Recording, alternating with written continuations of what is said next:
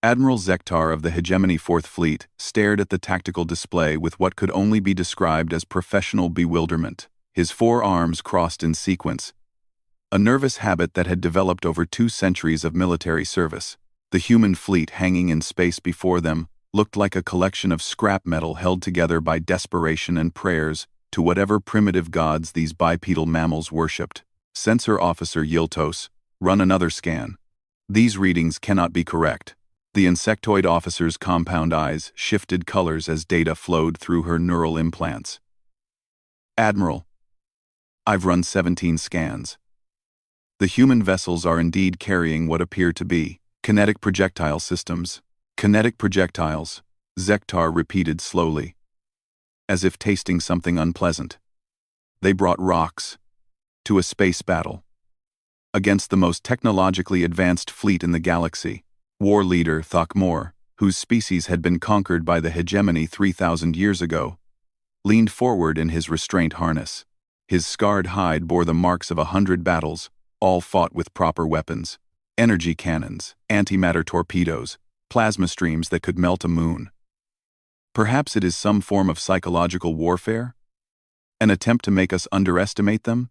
More likely it is exactly what it appears to be, said Science Coordinator Vel Nash, her crystalline form refracting the bridge lights into prismatic patterns. Humans are a recently spacefaring species. Their technology is crude, their understanding of physics limited. They probably believe that throwing rocks very fast constitutes a viable military strategy.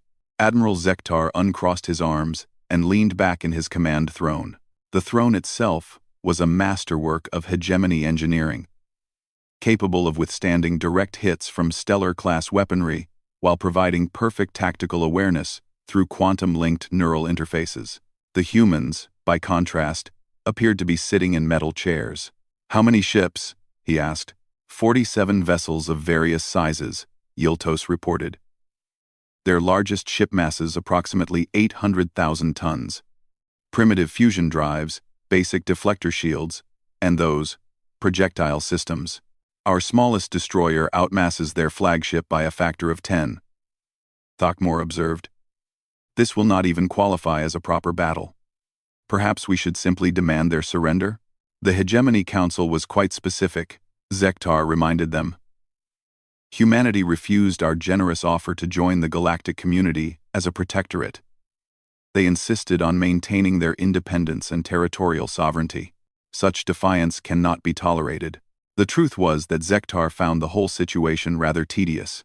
The Fourth Fleet was designed to crack open worlds defended by proper military forces, not swat aside primitive species who still used chemical rockets and thought that strapping explosives to metal cylinders constituted advanced warfare. His ships carried enough firepower to sterilize continents. His tactical computers could process battle scenarios involving millions of variables. His crew had centuries of experience fighting in three-dimensional space against opponents who understood the true nature of combat among the stars. These humans had been in space for less than 2 centuries. They had managed exactly one faster-than-light voyage before the hegemony made contact. Their response to first contact with a galactic civilization had been to politely decline membership and start building weapons. Very stupid weapons, apparently. Admiral, Communications Officer Prendal spoke up from his station. The human fleet is broadcasting on multiple channels. Let me hear it. The bridge speakers crackled with the primitive electromagnetic signals humans used for communication. A voice, translated by the Universal Linguistics Matrix, filled the command center. This is Admiral Sarah Chen of the Terran Defense Fleet. You have entered Sol System space without authorization and have been designated as hostile contacts. You have one opportunity to withdraw to beyond the heliopause and request permission for peaceful contact through proper diplomatic channels. Silence fell across the bridge. Then War Leader Thakmor began to laugh, a sound like grinding stone that echoed through the compartment. They are giving us an ultimatum, he gasped between laughs. 47 primitive ships are threatening the Fourth Fleet. The arrogance is almost admirable, Velnash admitted, though it does confirm their lack of understanding regarding the tactical situation. Admiral Zektar studied the display again. The human ships had arranged themselves in a rough sphere around the larger planets of their system. Earth, The human homeworld sat far behind their defensive line. It was a sensible deployment for a defensive force, he had to admit. Create multiple layers, force the attackers to advance through prepared positions, buy time for evacuations or reinforcements. The problem was that it only worked if your weapons could actually damage the attacking force. Open a channel, he ordered. Channel open, Admiral. Zektar activated his translation matrix and spoke directly to the humans.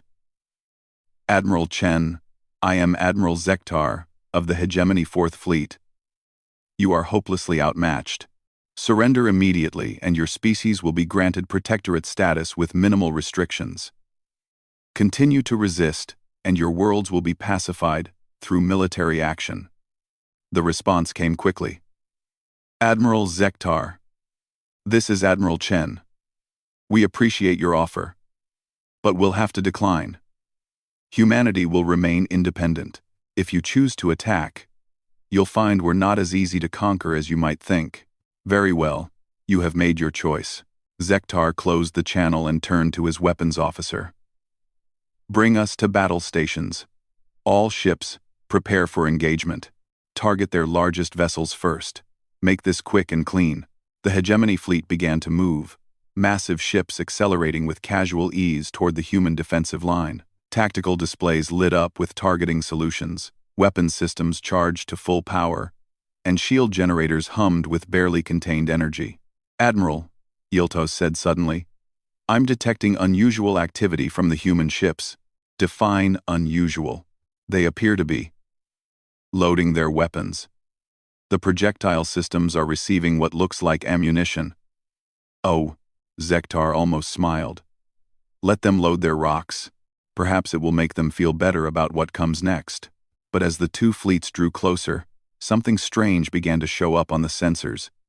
The human ships weren't just loading projectiles.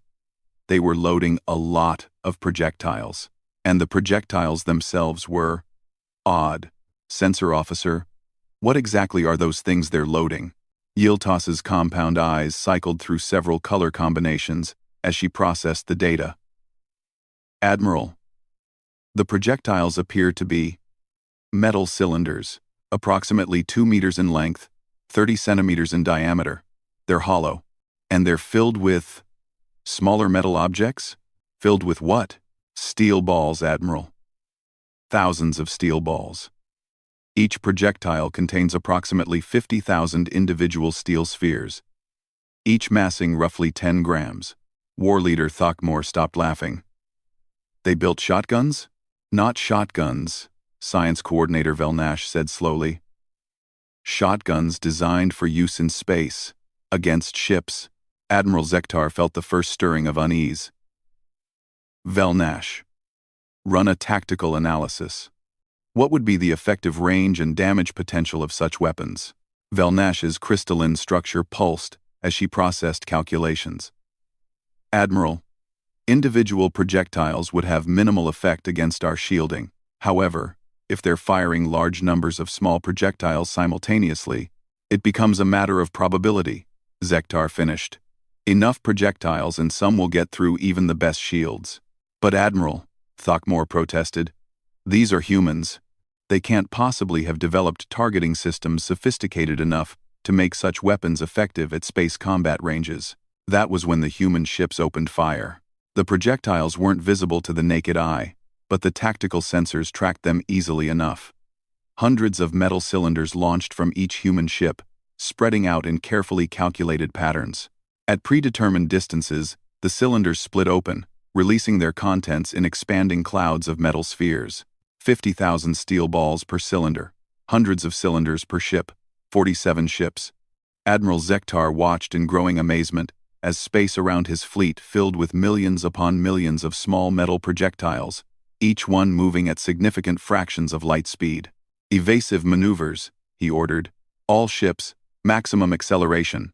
But the humans had thought this through. The projectiles weren't aimed at where his ships were. They were aimed at where his ships would be. The expanding clouds of metal spheres created a maze of destruction that forced the Hegemony fleet to choose between flying through a metal blizzard or drastically altering course. The destroyer times Corthanese times chose to maintain course and trust its shields. It was a fatal mistake. The first few thousand steel balls were absorbed by the deflector screens without trouble. The next few thousand weakened them. By the time the 10th wave hit, the shields failed completely, and the remaining projectiles shredded the destroyer's hull like paper. All ships, emergency course correction, Zektar shouted. Break formation and regroup at maximum range. But breaking formation meant spreading out, and spreading out meant that the human ships could concentrate fire on individual targets. As the hegemony fleet scattered, the humans demonstrated another unpleasant surprise. Their projectile weapons had multiple firing modes. Some of the cylinders released their contents immediately upon leaving the launch tubes, creating close-range defensive barriers around the human ships.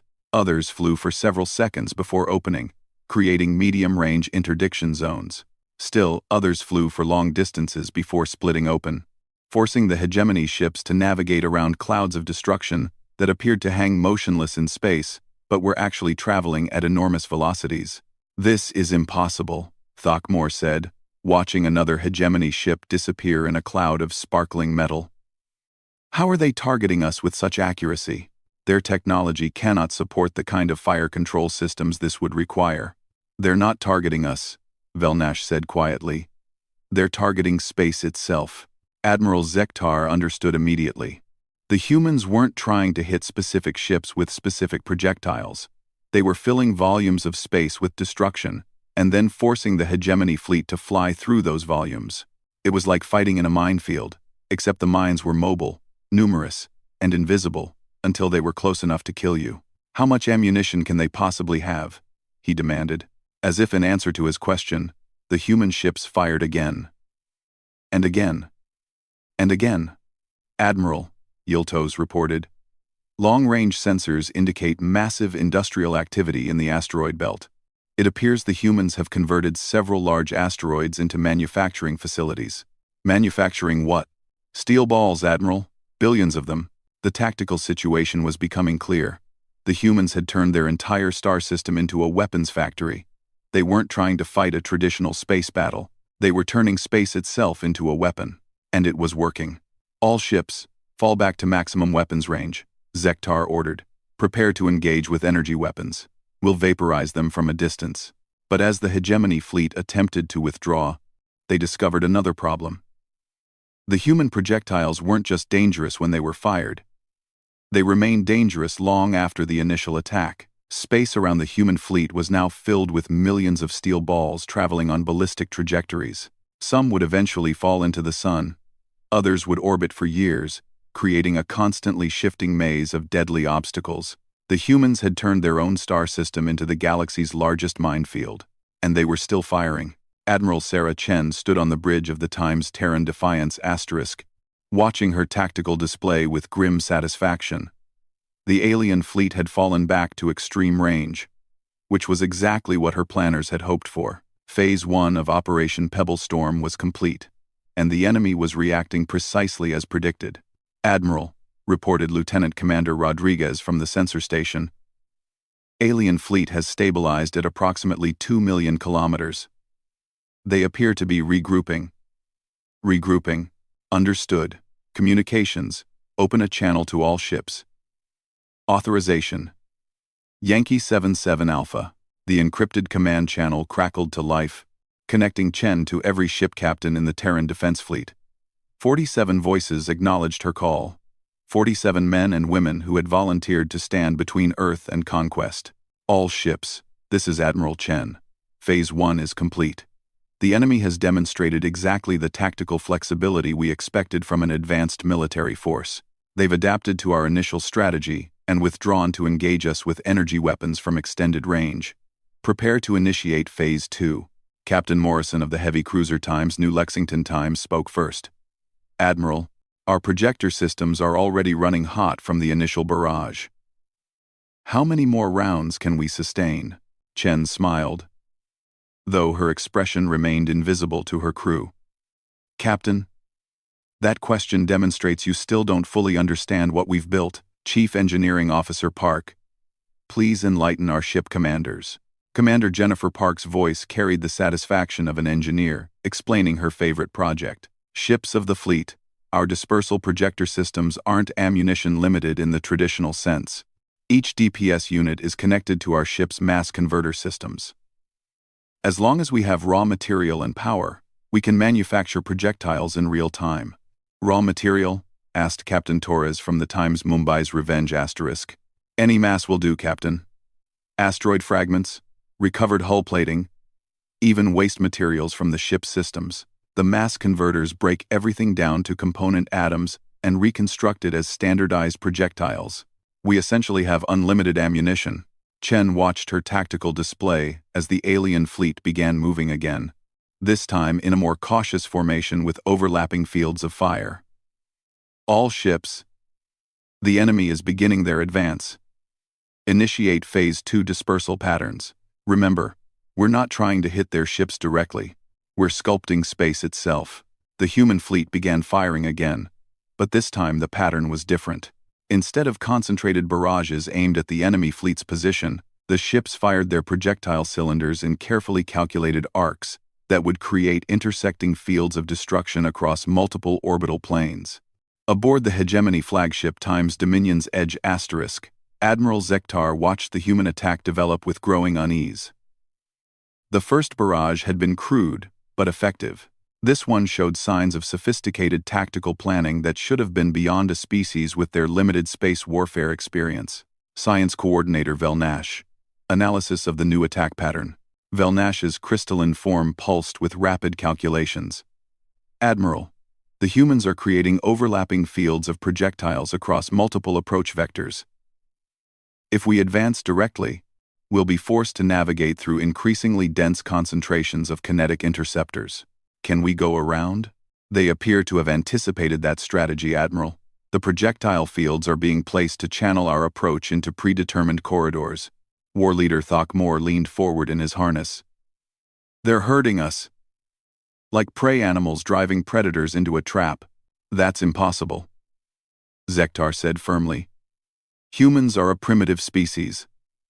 They cannot possess the tactical sophistication necessary to... Admiral, Sensor Officer Yiltos interrupted. I'm detecting new contacts. Multiple ships approaching from the outer system. Zektar's forearms flexed in sequence as he processed this information. Define multiple ships. Yiltos. 68 additional vessels, Admiral. They appear to be... freighters? Converted civilian ships with DPS systems installed. They're bringing in more ammunition factories, Velnash realized. The humans have militarized their entire merchant marine. Velnash, but that wasn't the most disturbing development. As the reinforcing human ships took position around the outer planets, they began deploying something new. Not projectile weapons, but massive arrays of what looked like industrial equipment. What are those installations? Zektar demanded. Yiltos's compound eyes shifted colors rapidly as she processed the sensor data. Admiral, they appear to be mining operations. The humans are deploying automated mining systems on every available asteroid, moon, and planetary ring in their system. Mining for what? Based on electromagnetic signatures, they're extracting iron ore, nickel, and trace elements suitable for projectile construction. The humans are turning their entire star system into a munitions factory. The implications were staggering. The hegemony had assumed they were facing a single fleet with limited supplies. Instead, they were fighting an entire civilization that had converted itself into a weapons manufacturing system. Every asteroid became a source of ammunition. Every moon became a production facility. Every orbital habitat became a logistics center dedicated to feeding the war machine. Admiral, Communications Officer Prendal reported, "We're receiving a transmission from the human commander. Put it through." Admiral Chen's voice filled the bridge of the Hegemony flagship, translated by the Universal Linguistics Matrix, but retaining its calm, professional tone. Admiral Zektar, this is Admiral Chen. I wanted to explain what you're seeing. Since you seem confused by our tactical approach, humans have been throwing rocks at each other since we developed opposable thumbs. Over the millennia, we've gotten quite good at it. What you're experiencing is simply the logical extension of that basic concept, applied with modern technology and industrial capacity. Zektar opened a response channel. Admiral Chen, you cannot possibly sustain this level of material expenditure indefinitely. Actually, Admiral, we can. The Sol system contains enough raw material to manufacture projectiles continuously for approximately 4,000 years at our current consumption rate, and we're just getting started. The transmission cut off, leaving the hegemony bridge in uncomfortable silence. Then Yiltos spoke again, her voice carrying a note of what might have been awe. Admiral, long-range sensors are detecting activity in the Kuiper Belt. What kind of activity? The humans have deployed automated systems to every significant body beyond Neptune's orbit. They're turning the entire outer system into a supply chain. Zektar stared at the tactical display, trying to process the scale of what the humans had accomplished. Most species, when faced with superior military force, either surrendered immediately or fought with whatever weapons they happened to have available. Humans had apparently decided to rebuild their entire civilization around the concept of throwing things very hard at their enemies. War leader Thokmor, in your experience, how do we counter an enemy with unlimited ammunition? Thokmor's scarred hide rippled with what might have been respect or dismay. In traditional warfare, Admiral, such an enemy is countered by destroying their supply lines or manufacturing capability. And in this case, their supply line is an entire star system, Admiral. Their manufacturing capability is every piece of matter in that system. To destroy it completely, we would need to sterilize every planet, moon, and asteroid. It would require the full might of the hegemony Grand Fleet and several years of continuous bombardment. Time we don't have, Zektar muttered. The Fourth Fleet is expected to conclude this operation within standard galactic month. The Hegemony Council will not authorize a prolonged campaign against a single primitive species. That was when the human fleet demonstrated their next tactical innovation. Instead of continuing the long-range bombardment, they began moving, not toward the Hegemony fleet, but into complex orbital patterns that gradually shifted the positioning of their projectile fields. They're rotating their defensive zones, Velnash observed, creating a dynamic maze of destruction that changes configuration every few minutes. To what purpose? Unknown, Admiral, but if they maintain this pattern. Velnash paused as her calculations completed. Admiral, in approximately 2 hours, their projectile fields will have completely surrounded our current position. Zektar felt the cold touch of genuine concern. All ships, prepare to advance. We'll push through their defenses and engage at close range before they can complete their encirclement. The Hegemony fleet began moving forward. Massive ships accelerating toward the human defensive line. Energy weapons charged to full power. Deflector shields reinforced. Damage control teams standing by for battle. That was when the humans revealed their third surprise. The projectile cylinders they had been firing weren't just filled with steel balls. Some contained different payloads entirely. As the Hegemony fleet advanced, clusters of cylinders opened to release not kinetic projectiles, but clouds of metallic chaff designed to interfere with targeting sensors. Others released electromagnetic pulse generators that disrupted ship-to-ship communications.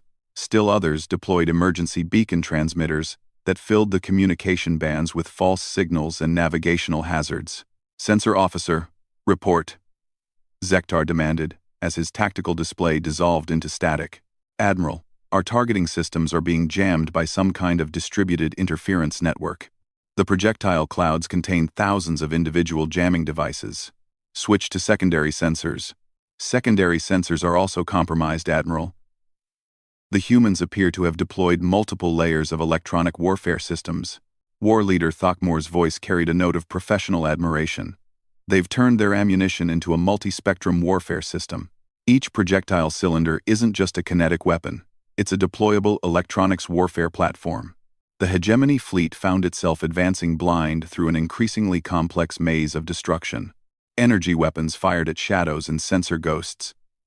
Ships collided with debris fields that seemed to appear from nowhere. The carefully coordinated advance dissolved into a confused struggle against an enemy that seemed to be everywhere and nowhere at once. And through it all, the humans kept firing.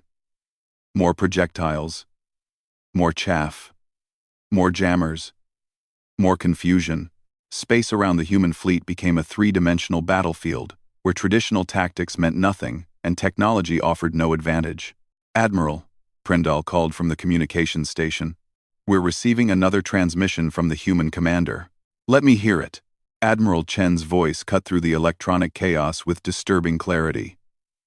"Admiral Zektar, you're probably wondering how we're maintaining communications while jamming your systems. The answer is simple. We designed our jammers. We know exactly how they work and how to work around them. This is our star system, Admiral. We know every asteroid, every orbit, every gravitational field. You're fighting us on our home ground, with our rules, using our tactics."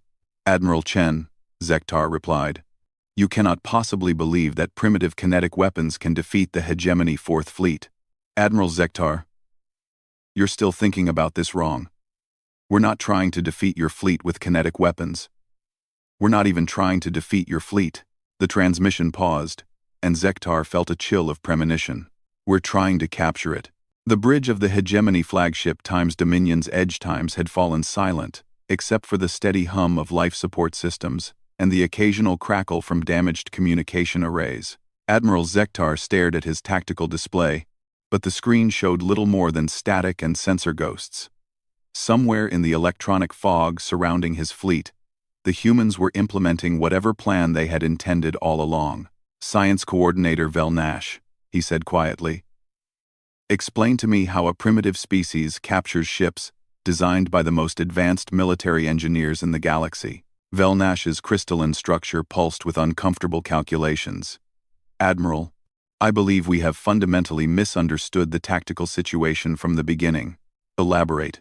"We assumed the humans were attempting to fight us using crude kinetic weapons because they lacked access to advanced technology. But what if they chose kinetic weapons specifically because they understood our technology better than we understood theirs?" War Leader Thakmor shifted in his restraint harness, his scarred hide rippling with confusion. "That makes no sense, Vel Nash. How can a species that has barely achieved interstellar flight understand our technology?" Before Vel Nash could answer, Communications Officer Prendal spoke up from his station. "Admiral, I'm detecting a new transmission. It appears to be coming from multiple sources simultaneously. Put it through." The voice that filled the bridge wasn't Admiral Chen's. It was younger, male, and carried an accent that the translation matrix rendered as something like amusement. "Hegemony ships, this is Dr. Marcus Webb, Director of Terran Strategic Planning. Admiral Chen asked me to explain our tactical approach, since you seem to be having trouble understanding what's happening to you." Zektar opened a response channel. "Dr. Webb, I am Admiral Zektar. Your fleet cannot possibly—" "Admiral, please let me finish. You'll understand better if you listen to the complete explanation." The human continued without waiting for acknowledgement. 3 years ago, when our deep space monitoring stations detected your approach, we faced a simple problem. We had a small fleet of primitive ships and limited industrial capacity. You had a massive fleet of advanced warships with enough firepower to sterilize planets. Traditional military wisdom suggested we had no chance of victory. Zektar found himself listening despite his growing anger. There was something in the human's tone that suggested he was about to learn something he really didn't want to know. So we asked ourselves a different question. Instead of, "How do we defeat them?" we asked, "What do they expect us to do?" The answer was obvious. You expected us to either surrender immediately or fight with whatever primitive weapons we happen to have available, which is exactly what any rational species would do, Thakmor interjected. "Exactly, War Leader Thakmor. Any rational species would recognize the hopelessness of the situation. But humans aren't always rational. Admiral, when faced with impossible odds, we have a tendency to change the rules." Sensor Officer Yiltos suddenly spoke up from her station, her compound eyes cycling through rapid color changes. "Admiral, I'm detecting massive energy signatures from the human ships. They appear to be powering down their weapons." "Powering down?" Zektar demanded. "In the middle of battle?" Dr. Webb's voice answered the question. "Admiral, The battle is over. You just haven't realized it yet. Before Zektar could respond, his tactical display suddenly cleared.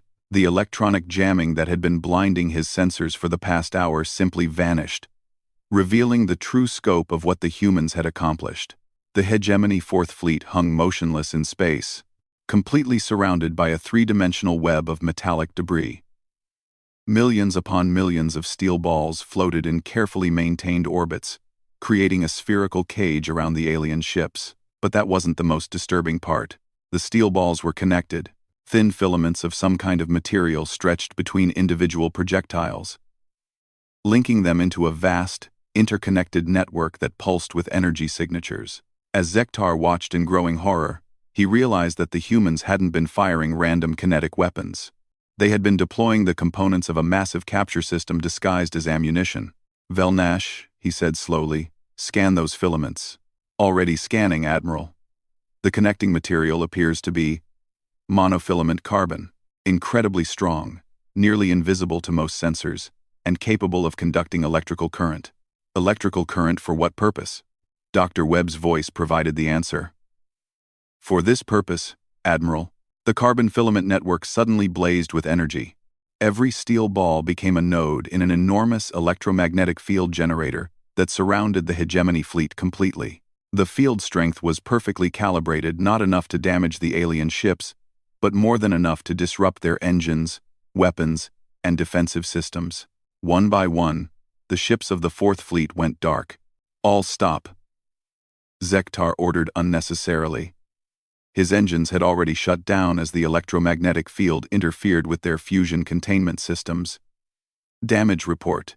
"No hull damage, Admiral," Thakmor reported, "but all primary systems are offline. The electromagnetic field is disrupting our power distribution networks." "Can we restart the engines?" "Not while we remain within the field effect, Admiral. The interference is too severe." Zektar closed his four eyes and tried to process the magnitude of what had happened. The humans had built what appeared to be simple kinetic weapons, used them to deploy a capture system around his entire fleet, and then activated it to disable every ship simultaneously. It was the most sophisticated tactical operation he had witnessed in 2 centuries of military service. And they had done it with rocks and string. "Dr. Webb," he said finally, "what are your terms?" "Our terms are simple, Admiral. Your crews will be treated according to galactic conventions regarding prisoners of war. Your ships will be thoroughly examined to help us understand hegemony technology. In exchange, your personnel will be returned unharmed when this conflict is resolved." "And the ships?" Dr. Webb's voice carried what might have been an apologetic tone. "I'm afraid the ships will be remaining in Terran custody, Admiral. We need them for our next conversation with the Hegemony Council." Zektar felt a surge of something that might have been respect competing with his professional frustration. "Dr. Webb, how long have you been planning this operation?" "Planning began approximately 30 minutes after we received the Hegemony's initial surrender demand, Admiral. Implementation required about 2 years of industrial conversion and system-wide preparation." "You rebuilt your entire civilization in 2 years?" "We adapted our existing civilization, Admiral. The difference is important." "Communications." Officer Prendal suddenly spoke up again. "Admiral, we're receiving multiple transmission sources throughout the Sol system. Put them through." The bridge filled with voices, dozens of them, speaking in different accents and languages that the translation matrix converted into a symphony of human determination. They were coming from every planet, every moon, every space station, and orbital habitat in the system. "This is Dr. Sarah Kim, calling from Luna Base. Our mass driver systems are online and ready to support the fleet. Commander Jackson at Ceres Station.